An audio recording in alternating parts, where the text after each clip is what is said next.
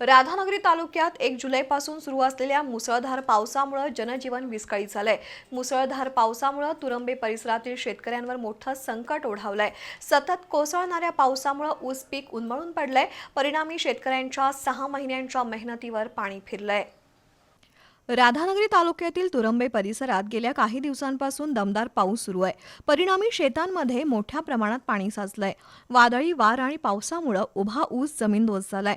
त्यामुळे ऊस उत्पादनात घट होणार आहे। त्याशिवाय ऊस तोडणीच्या कामात मोठी खटाटोप करावी लागणार आहे। ऊस लागवडीसाठी शेतकऱ्यांनी मोठ्या प्रमाणात कर्ज घेऊन बियाणं, खतं, औषधं, मजुरी आणि सिंचनावर खर्च केलाय। मात्र सततच्या मुसळधार पावसामुळे ऊस पीक जमीनदोस्त झालंय।